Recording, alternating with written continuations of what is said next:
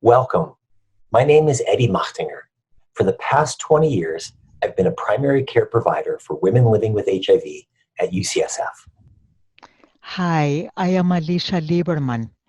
I am a psychologist, and for the past 25 years, I've directed the UCSF Child Trauma Research Program at Zuckerberg San Francisco General Hospital, where we treat traumatized, very young children and their families. This is the third of 3 short videos about how telehealth encounters in primary care can be surprisingly intimate and effective. I have found that integrating a few basic psychological principles of trauma and resiliency-informed healthcare can be a very helpful guide. The videos address 3 basic questions about how to put this into practice. This third video asks, how do we translate an understanding of trauma and resiliency-informed healthcare into practice?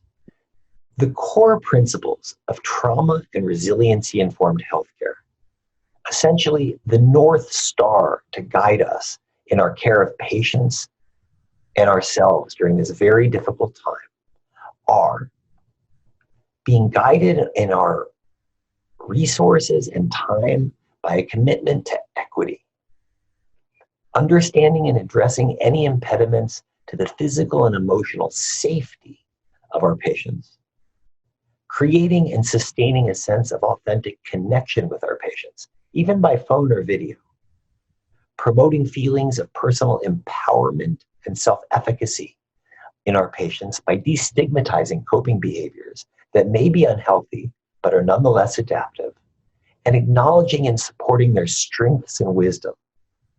And lastly, fostering trustworthiness and transparency in the information we share and the decisions we make.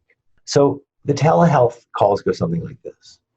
Like, how are you doing in this crazy new world of ours? What do you know about protecting yourself from the virus? And then I always try to say something nice every time I see somebody. The other day it was, that's an awesome tracksuit, because it was. I then ask, how do you feel that this stress is affecting you? Does all the stress make it more difficult for you to take care of your other conditions or to take your medicines? Maybe we can review them to see if you need any refills. And then if there's privacy and trust, I'll sometimes ask whether somebody is hurting or threatening them, or whether they're using substances to deal with their anxiety.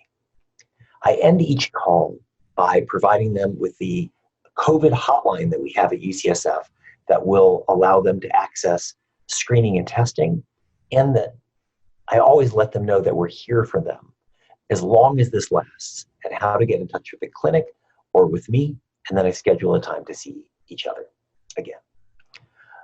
I think that the most powerful role that we have to play right now in all of this may be to help our patients reduce complications of COVID-related stress. We want to conclude by reminding ourselves of an advice that is thousands of years old but still relevant. Physician, heal thyself. The most foundational of all the trauma-informed principles is that we need to regulate our own stress before we can provide effective healthcare. We speak a lot about the virus, but what we often don't speak about is our fear and our emotional exhaustion, because we worry that giving words to these feelings will bring us down. The opposite is actually the case.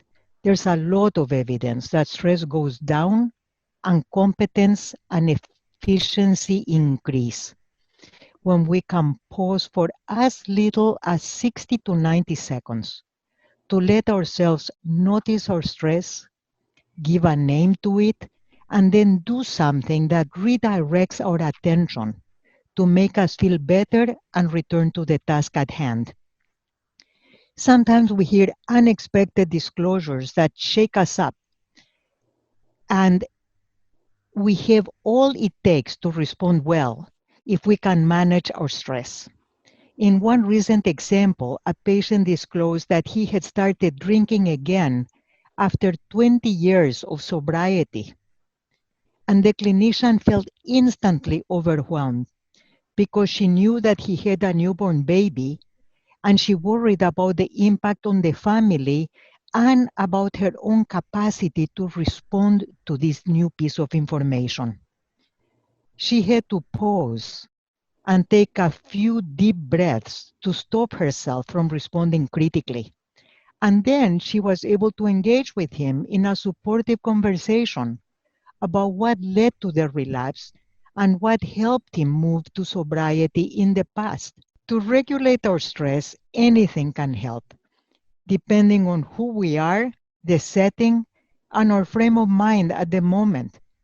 We can take a few deep breaths, like that clinician did, or we can repeat a favorite mantra or a quick prayer, stretch, look at the picture of someone we love, exchange a few words with a person we trust.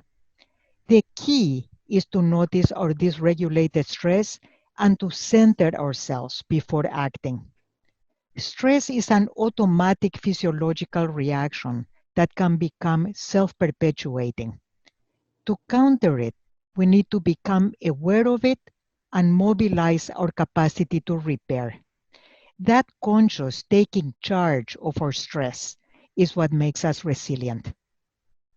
Thank you for listening.